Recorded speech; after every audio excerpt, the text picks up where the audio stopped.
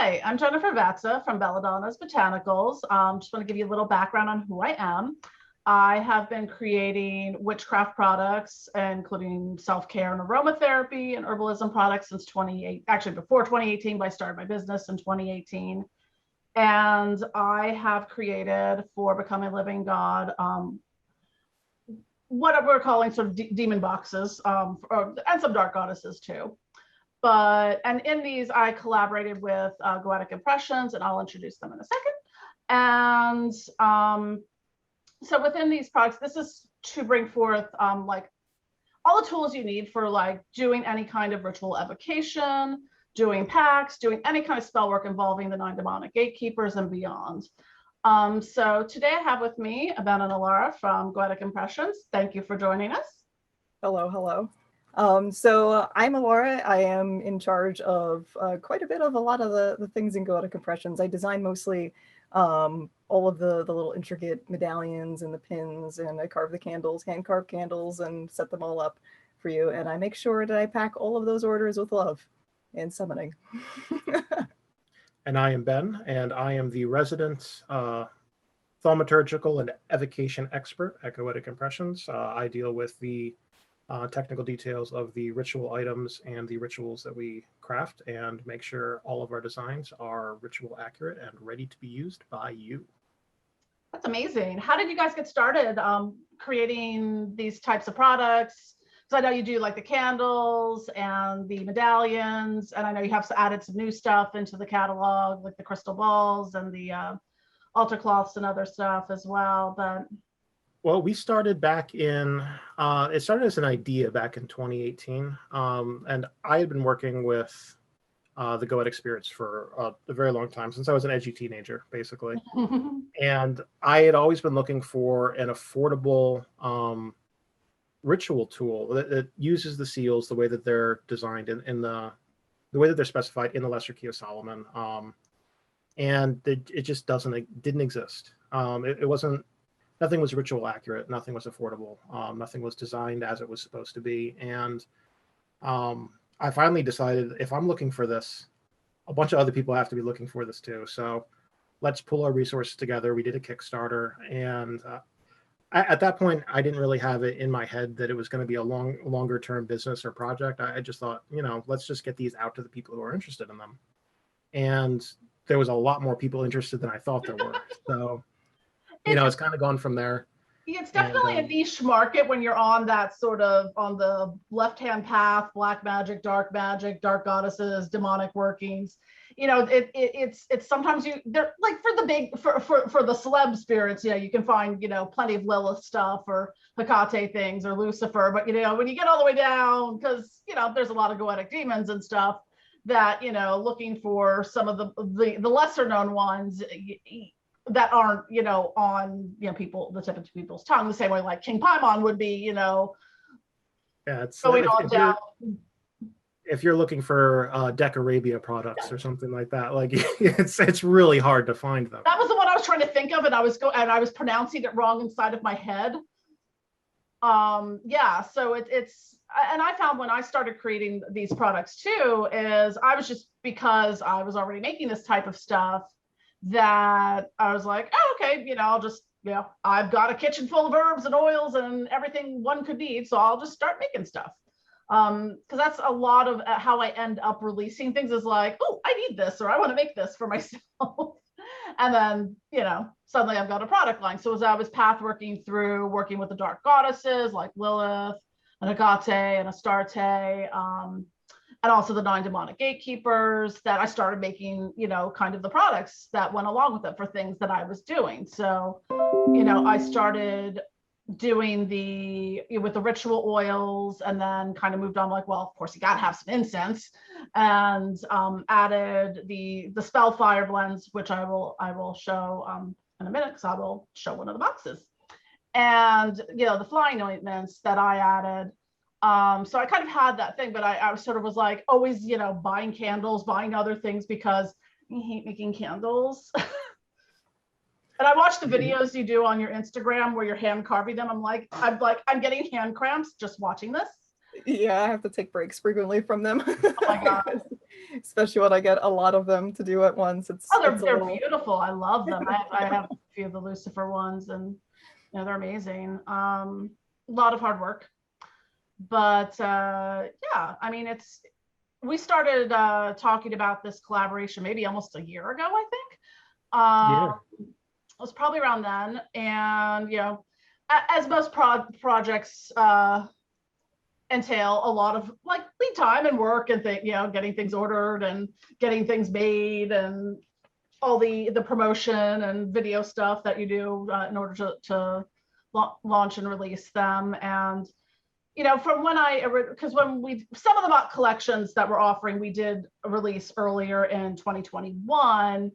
We just switched around some of the product stuff because at the time I wasn't including the Spellfire blends in them because in the world we live in, supply chain issues were a thing, and I couldn't get the flask bottles for them in bulk for several months. So I was like, I don't want to include these, and I'm not be able to get them. So, but now now we added those in and stuff. So, I'll show you one of the boxes that I have handy. So this is the Azazel box, and all the graphic design that you'll see throughout is designed by 𝐂𝐸𝐿, and he did an amazing job. I'll just take the lid off and do a little this up on there. And that's the Azazel box. It's the sigils on there are beautiful. And so I will kind of show what's in here. So let's start with the candle. And I have mangled your meticulously wrapped candles quite often. It's so pretty. Like me, I'm just like, ah. But each of the kits is going to come with a candle, and this is a pretty decent sized candle, kind of holding it to scale in my hands, and they last a really long. What's the burn time? It's about 30 hours, I think. I think it's about 40 hours. So it's 40 hours for those ones, and then 60 hours for the tall pillow ones that are carved. Yeah, they last a really long time, and I will anoint them with the ritual oil, which will be included in the box. You've got a handy dandy ritual oil. We'll talk a little bit about the medallions because they're much different than a lot of the other types that you see on the markets.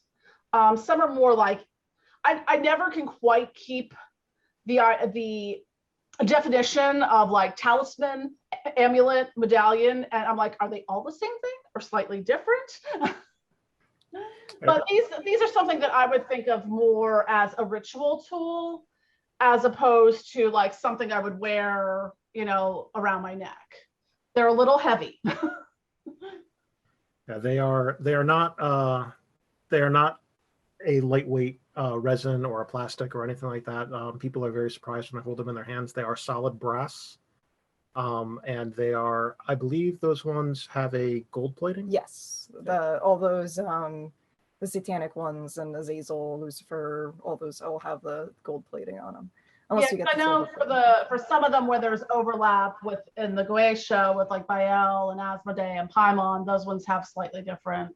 I can't remember if Belial was as well. Yeah, all the 𝗂𝐸𝐴 kings should have, especially our newer ones, will have gold plating to kind of match that planetary correspondence. Yeah. But a lot of our older ones are just these are beautifully crafted ritual tools. Like, I mean, I use them in a lot of my workings because I work a lot with Lucifer. So I use those. I think it's currently wrapped around something in a box in a working that I was doing. That's where I last saw it anyways. Or else I keep it on my altar, or with candles, things like that. So it's something that you can use in a lot of different ways. And one of the things that I do for a couple of my products is I use them kind of to charge that energy from that particular entity into those products as well. Yeah, because they're actually made of real metal, they hold up an energetic charge really, really well. And it's, yeah, I've noticed that. I mean, you can tell just when you're handling it, especially after you've used it in any kind of ritual or spell work, and it almost vibrates. It's really neat. Yeah, I've really enjoyed working with them. I have quite a few and roomfuls of them as well for this. But yeah, I mean, I love working with them, and they're really amazing quality, and they're easy to work with, and not something. When I'm buying products and stuff, like I like to work with other practitioners on things, that it's not just something that's kind of a $10 little pewter amulet resin thing I picked up at the local metaphysical store. Though again, being able to find down the line Goetic demons at your local Botanica or metaphysical store is probably unlikely. So to begin with. There are one or two that have our medallions in them now, but awesome. There's not a lot of them. So yeah, I mean, unless they're carrying your stuff, like you're just not going to kind of find that just anywhere. Yeah. Yeah, I don't think we've ever really, when we go into a store, I don't think we've ever seen any Goetic things. We just started seeing Lucifer sigils actually in one of the stores we go to. I was like, well, that's different. I don't normally see that in the store. So I was like, that's pretty neat. I was like, huh. But yeah, I don't think I've ever seen like actual like Goetic sigils at all in any metaphysical stores. Maybe outside of like Belial or something. I don't even think I've seen Belial either. No. Nor Paimon. I'm trying to think, like in online stores, yes. In physical stores, no. Unless you see, Paimon's, like the fake Paimon sigil from Hereditary, like in something you might see. But they actually do sell I think a 𝐂𝐤𝐿𝐵𝗰𝗸 tarot deck in Spencer's. Yes, I was very surprised. I was like, oh look. Yeah, I've seen there's the occult tarot, and there's the was it the demonic tarot? They're very similar, but yeah, I think it's the occult tarot is the 𝐂𝐤𝐿𝐵𝗰𝗸 one. So you might find them in Spencer's, but they're also, I think I got mine in Barnes with the medallions. Right. But yeah, so the one thing we were talking about is the Spellfire blends earlier, and these I love to use. It's an alcohol base that has all the corresponding herbs for each of the entities, and these are great. I use these a lot to either do burnt offerings, burns faster, or burning sigils, again, because you're kind of adding a double layer to it, or pacts, petitions, anything like that. And they're all custom tailored to each of the entities. So, and they come in a lovely glass bottle, and sorry to get a little bit of a reflection there. And they're really beautiful. I kind of just want to line my shelves with them. Not to toot my own horn or anything, but be proud of your apothecary. Yeah. And we also have loose incense blends for each one. And again, this is based on some of the correspondences, which are known. Some of them come from personal gnosis and personal associations and things like that as well. And one of the things I like about the loose incense is that, especially if you're doing any kind of smoke scrying or manifestation smoke, you get such beautiful plumes of smoke in this. And I think I said in one of the other videos, like I had like a full Belial sigil in one waft of smoke. I'm like, that's not really an easy sigil to like, it's not like, a little circle or something or a heart or whatever. I'm like, no, that was the entire sigil, Like, hello, I'm here. Yeah, I'm like, well, I'm not calling you for this ritual, but hey. But yeah, I mean, it's and that's something I really like, because when I like stick incense sometimes, but it's like in order to get do any kind of that smoke scrying and stuff, I mean, you would have to burn like a whole entire pack at the same time to get the same amount of smoke that you would from like a teaspoon of this. Yeah. And then we have the flying ointments for each. And these are a blend of entheogenic herbs that kind of are going to open up your consciousness. You can use them in rituals. You can use them in meditation, and for any host of reasons, to help you sleep if you like. If you want to go into the astral realm, and because a lot of people do work there and stuff. I know I do. So I mean, these are really good at helping you with that, because I'm ADHD. Sometimes my brain doesn't want to quiet down, and this helps. And lastly, we have them in little jewelry boxes now, but I started doing radionics charged crystals to add to each of the kits. And this is the one for Azazel. This is a black onyx, which is beautiful.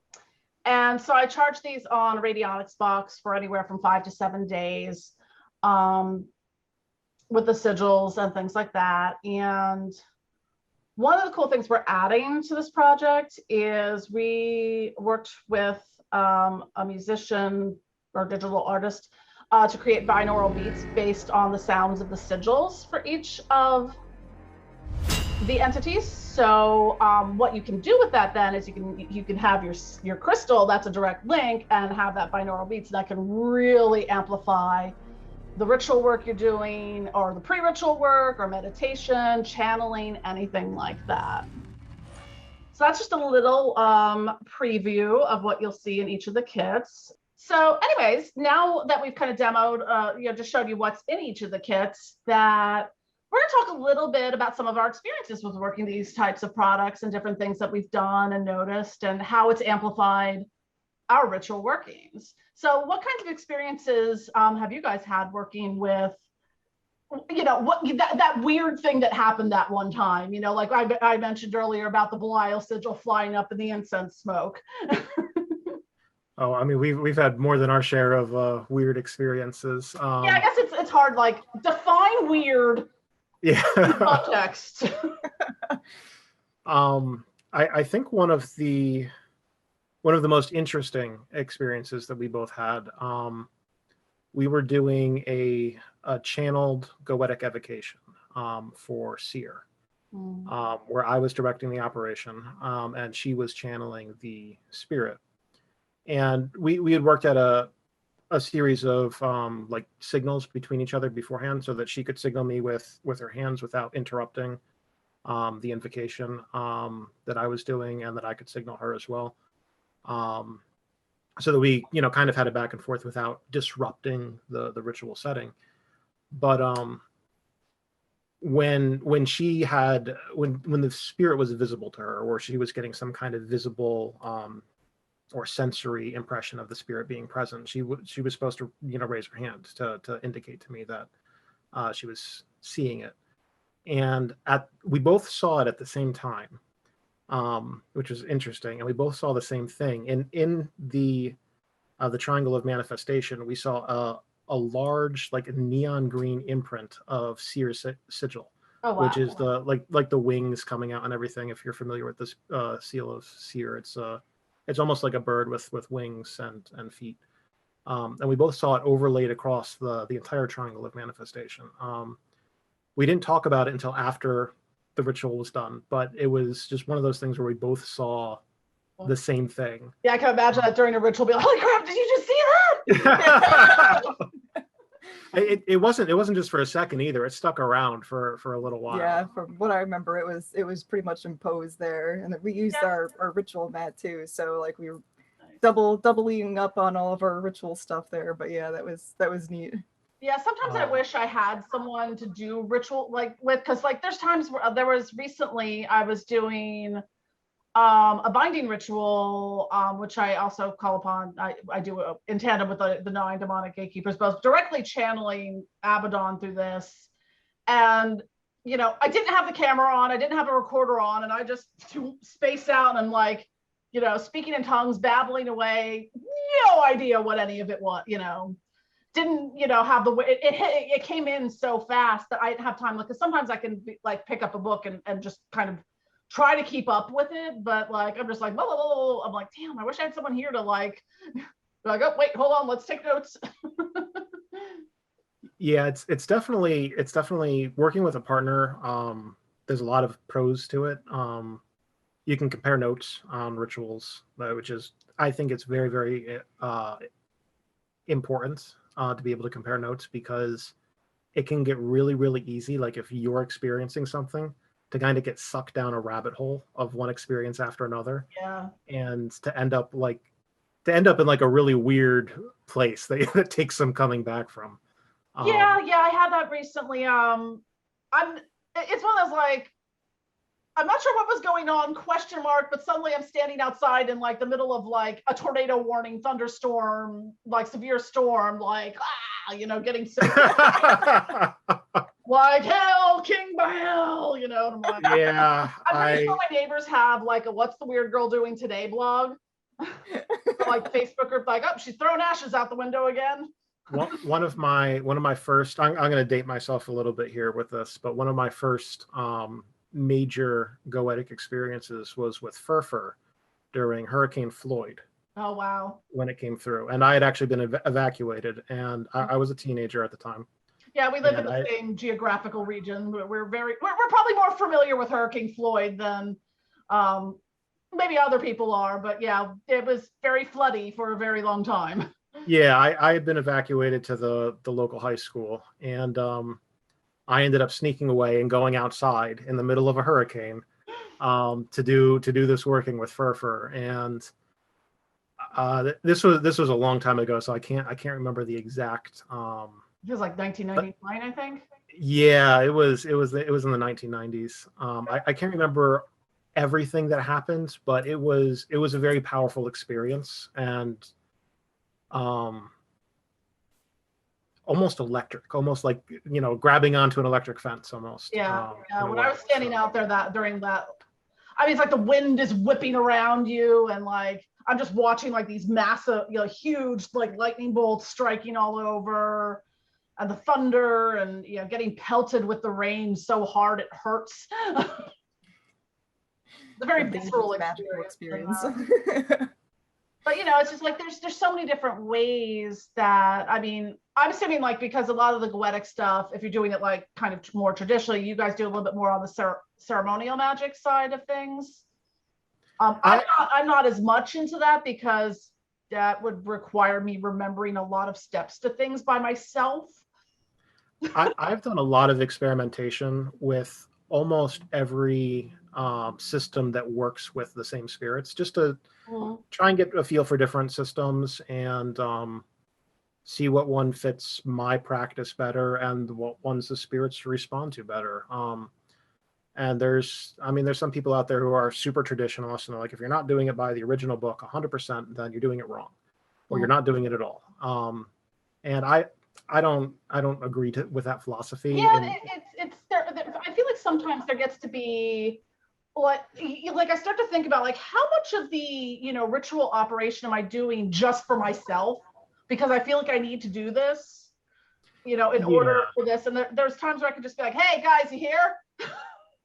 Yeah, I think not as fancy or flashy, you know, for what, you know, people expect of, you know, the world we live in and stuff, but, you know, just like, hey, Lucifer, what's up? Yeah, I think there's a definite value in developing your own personal practice and approaching it how you feel you need to approach it. Absolutely. And in every other aspect of human endeavor, like, you know, as the centuries have gone on, we've got better at doing things. Like we've gotten more advanced with almost everything. And this is the one area where everyone seems to say, like, if you're not doing it the way they did it 1,000 years ago, then you're doing it wrong. And it's, well, we've grown so much in 1,000 years. Like, we can't experiment and try new things and see if maybe there's a better way to do this. And yeah, like, I mean, I have some minor mobility issues. So like sometimes for me standing, or, you know, or I have a floor pillow in front of my altar, but even sometimes then, like, I'm like, I have to get up and go sit in the chair because I'm like, you know, my hip joints are all cramping up and stuff. So it's like, we can add like some accessibility into this, you know, it's not that like, you sat down during this ritual. They didn't sit down in this ritual 1,000 years ago. Yeah. I mean, I'm also not saying like to throw out the old stuff completely either. Exactly. It's like, yeah. You know, use it as a foundation, learn it and start with it, and then change things to fit your own practice. You know, just a small thing here, a small thing there, see what it does. And if you start getting really weird results or things aren't working out or whatever, you know, roll back some of the changes and try experimenting down a different path, because you know, where you are spiritually and where what you need to do in order to meet the magic where it's at is exactly. going to be unique to you. Because one of the most common questions I get, especially from newer practitioners, is like, I can't see or hear the spirits, I can't feel them, or I don't know how. And what kind of advice would you give for that, especially working with Goetic spirits? Because I mean, they're all going to have different energy signatures and stuff like that. You know, I can tell sometimes by different physical sensations, or just like, I know that I work with Lucifer so much and he's just kind of there. Yeah, it's going to be different for each person and each spirit. Usually when a spirit is present, there will be some sort of sensory change in the room. You'll either feel suddenly, you know, cold, you'll get goosebumps. You might hear a sound that wasn't present before, like a tinkling of a bell, something like that. All of a sudden, the car alarm outside might start going off in the middle of your ritual. Those little things that happen. Because I know for me, I get like a real cold shooting up my spine and down my shoulder blades like that. Yeah, something like that. Or I feel like just something kind of lightly touching my head. Yeah, it might be a tactile sense, you know, a physical feeling of touching, someone putting their hand on your shoulder, something like that. It might be auditory. For like hearing them, that's a little bit of a different, because sometimes Yeah, people are expecting to hear the booming voice from the corner. You shall. Yeah, I'm like, no, that's not kind of how it works. I mean, you might get to a point where you have an evocation where you do hear the booming voice, or you see the physical manifestation, but that's going to be the exception rather than the rule. Right. And it's going to take a lot of work to get to that point where you and the spirit are in enough alignment that communication is that easy. The simplest way that I found for a beginner to communicate with the spirits is use tarot cards. Ask a question. Work good too. Yeah, ask a question, deal out the tarot cards, write down what they are. Ask your next question, deal out the tarot cards, write down what they are. It makes it really easy to go back later, and you have a record of it. You know what tarot cards you drew in response to which questions.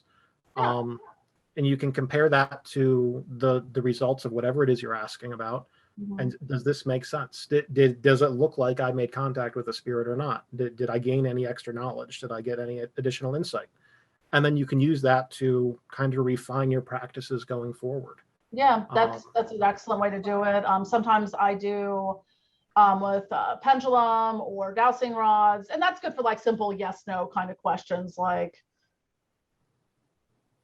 you know, just things that would, is Lucifer in the room? Yes, no, that sort of thing. Or, you know, is this going to happen? Yes, no, you know, it's so in that level, that level of divination helps. I'm sure runes do as well. I don't really work with the runes, so yeah. And it takes practice too. It's not like you're not going to jump into your first ritual, you know, just fresh off the boat. It's like, oh, I read the book, I'm ready to do the ritual. You do the ritual and you're like, well, nothing happened. Yeah. And it takes time, it takes practice. It's like learning a musical instrument. You're not going to play, you know, Beethoven's Fifth the first time you pick up a lot of times people think things are just going to happen immediately, and you know, it's like, I asked for $1 million and I got $1 million tomorrow. I'm like, no. It's probably going to take a little bit.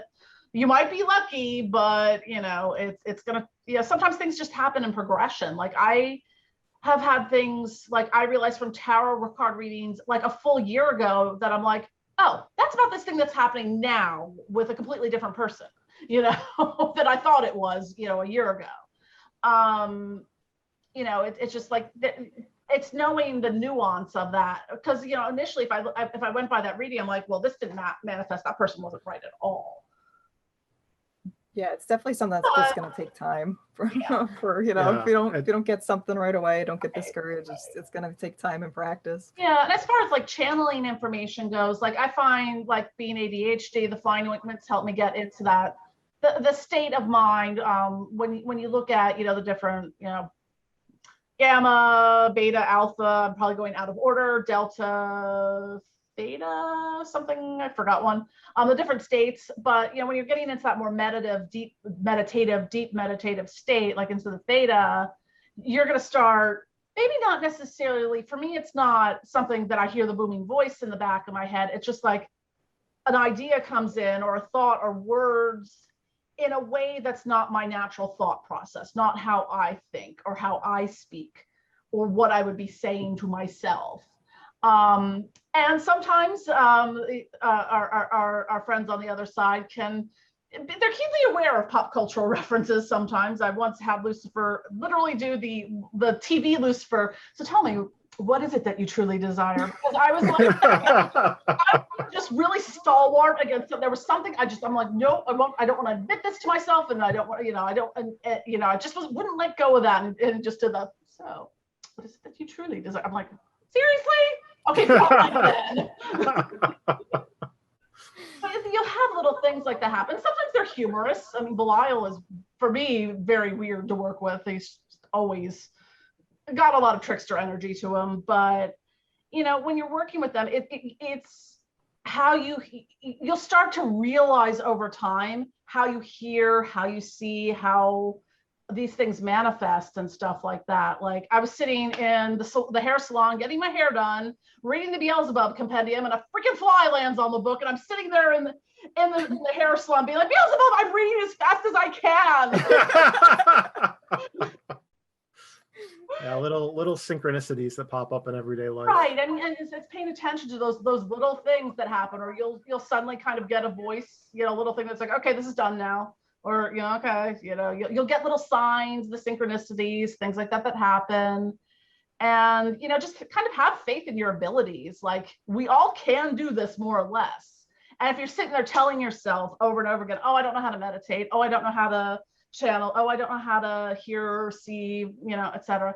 Just take the little bit of time. Like I find for me, writing stuff down helps. Yeah. Because I'm not always great at meditating just because, as I've mentioned, ADHD. Sometimes there's a lot going on up here.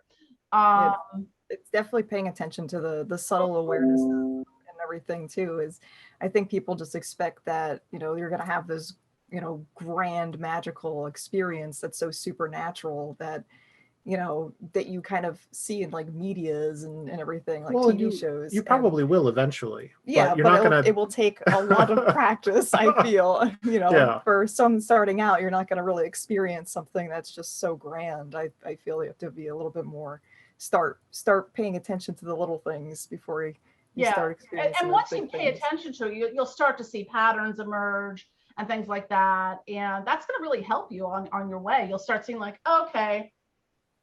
You know, because I've noticed things with different candles I use, especially if they're made by other practitioners, where I'm like, I can ask the candle question, and or I'm sitting there across the room and I'm like, I'll do this. I'm nowhere near the candle to influence its energy. I'll do this, and the candle flame will do that, and I'll go, and the candle flame will shoot up. You know, it's you have some of these things that happen as just kind of I'm like, oh, this is cool. So there's so much that you can do with, just to wrap up here, so we're going for a little bit. You know, there's so much that you can do with the various products that we've put together in these boxes, and they're all stellar quality. And you know, the content, you know, there's so much content and stuff on you know, various YouTube channels. This one, my own channel, just under my name, Jennifer 𝗃𝗄𝐻. I don't know, do you guys do YouTube that much? No. Not that much. We have 1 or 2 classes up on ours. Okay. We have a Goetic 101 class and an Enochian class up. I don't think we have much more than that up right now. I think you explain our new ritual mat, but that's just about it. Oh, that's just really technical stuff. Yeah, just the things that we've changed and things. Yeah. But you know, we've done this collaboration. We've got these amazing products, and you know, medallions, candles, you name it, we've got it. We've covered mostly everything we could think of, and you know, even thought outside the box, you know, with the radionics charged crystals and stuff like that, which I mean, the energy on those are amazing. Like I know sometimes, like when I'm charging them, like I can feel that energy of that particular entity like just permeating through my house. It gets a little weird when I'm on the Lilith days, not gonna lie. Abaddon's a little bit, I found myself a little bit more like, let's destroy this. You know, but you know, you'll start to sense that energy in them, and you know, from the feedback I've gotten from a lot of people, you know, it's really intense. So anyways, thank you for joining us. Absolutely. Thank you for having us. Absolutely. You can find all our information and the links below. Don't forget to click like and subscribe, and have a wonderful day. Bye.